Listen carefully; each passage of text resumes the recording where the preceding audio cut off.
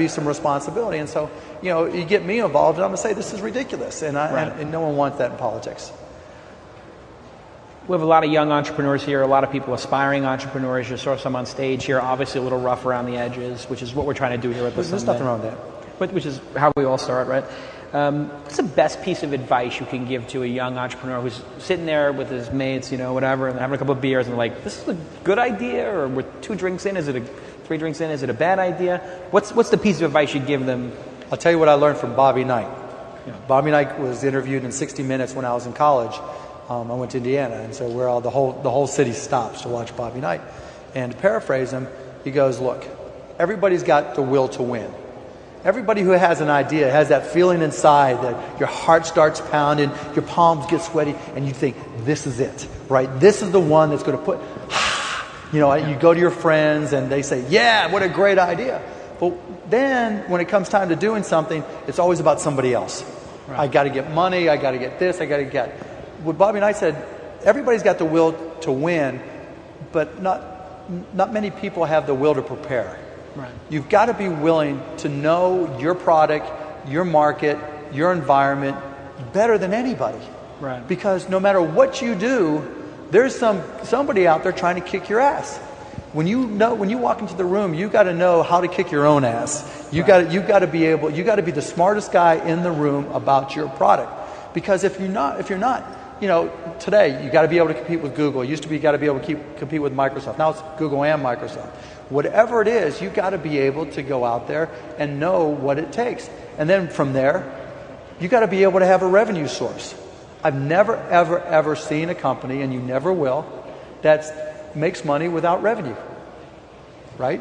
Yeah, kind of tough. It's kind of tough. Maybe a lawsuit. Maybe a lawsuit, Real right? networks, right? But you got to have revenue. And so concept, who's out there, how can I compete, and where's the money coming from? And if you take those 2 things, and third thing, I guess, is make sure it's something you love doing. I mean, I'm the luckiest guy in the world. I've never worked a day in my life. I've pulled all-nighters. I've worked 72 hours on 2 hours of sleep, busted my ass, been scared out of my mind, been a day from having the doors closed, been in every situation, and I've loved every minute of it. I've never worked. It's never like, oh, shit, I got to get up and go to work. It's, and it's cost me relationships. It's cost me personal things. But, I've enjoyed every minute of it. When I die, I want to come back as me. Right. That's a pretty good place to be. Pretty good place to be. Maybe we could queue up for some questions. I think Mark is always willing to take a couple of questions. Let me ask you about resiliency and sort of the dark times, right? What was the darkest moment you can remember in business when it just felt like, man, this sucks, it's over, I'm a fraud, I'm a failure? Well, there's 2 different things. The it sucks and the I'm a fraud, Yeah. So we had Micro Solutions, and we'd been in business maybe 2 years, and we had a receptionist / secretary named Renee Hardy. Renee Hardy, remember that name? Google it. Yeah. And check. We had $84,000 in the bank. And I get a call from my partner saying he just was at the bank, and somebody had been through there cashing checks, and they had a check where the payee was whited out, and they don't want to cash this one because there was too many of them. So I'm like, what the hell is this? So go to the bank, and they show me these checks. And in the period of one day, Renee Hardy had wiped out 82 out of our $84,000. And what she was doing was she was using an old typewriter and taking the payee, whiting it out, right, and putting her name in it after we had signed it. So, we'd gone through the whole accounts payroll thing where someone else checks it, we check it off, make sure it's good. Then we sign it, we put it in the envelope, we give it to her to mail. Well, she was taking it out of the envelope, whiting it out, writing in her name and her friend's name, taking it to the bank, and I haven't seen her since that day. So I go to the bank, and we're looking at these things. I'm saying, it's white out in the payee, It's on you. It's not on me. They're like, you don't have a pot to piss on. Get the hell out of here. That was all our money. And that not only was that all our money, the $82,000 that, she took was $82,000 that had already been committed to our accounts payable and payroll. And so, I look at it now, and I think, how did I not freak out? But it was just like, okay, dig in and go to work. You know, and that's one example. And then there's others where, you know, where Micro Solutions more so.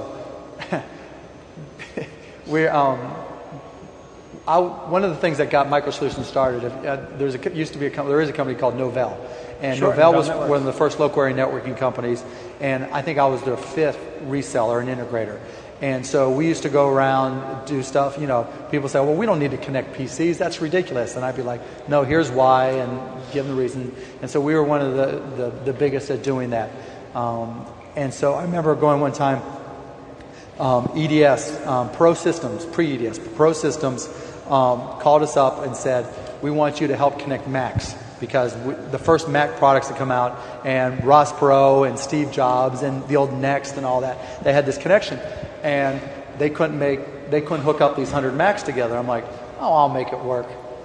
And so I went in there having no clue whatsoever, and it was basically reputation online, and we finally replicate. Turns out that Novell had never tested, before they released this product, had never tested more than 5 Macs hooked together, and we were able to show what happened every time you put the 6th, 7th, 8th Mac, and we were able to get Apple on the line and get it all fixed, and they sent us a fee. But for 2 weeks, I thought, okay, they're going to sue me, my company's gone, it's over, you know, I bit off more than I can chew, you know, stop being an arrogant son of a bitch, you know, thinking you can solve these integration problems. But that was the other time where I just questioned. And I mean, there's been 100 other times since then, but those are the 2 primary that come to mind.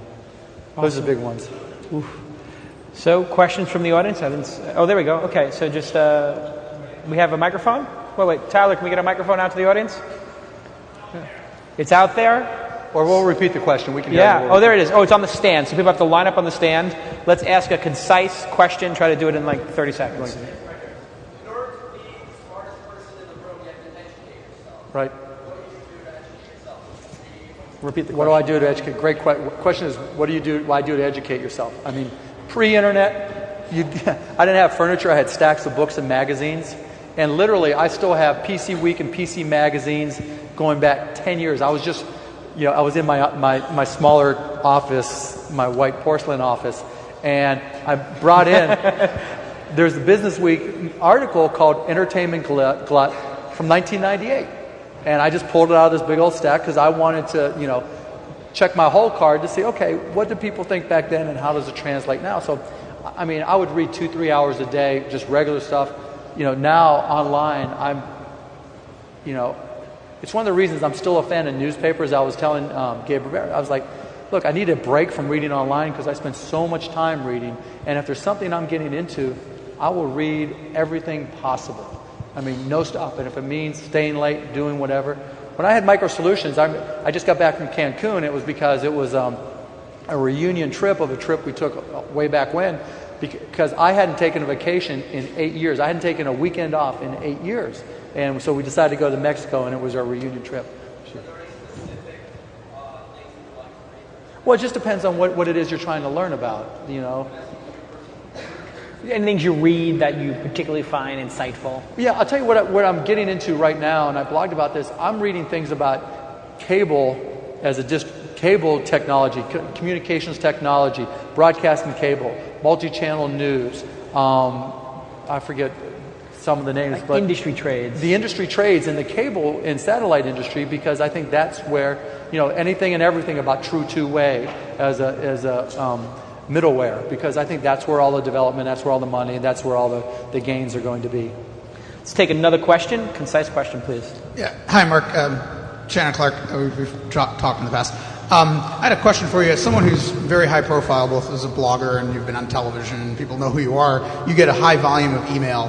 And I know you've blogged about this a bit, but maybe you could repeat some of the advice here. What advice would you give to people who are trying to reach out to folks like yourself, or more broadly, the people they need to reach as entrepreneurs to get a good response?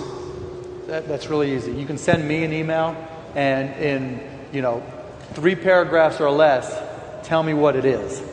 Don't tell me I need an NDA because you want to protect it. Don't tell me that you have the best idea ever. Here's your cell phone number.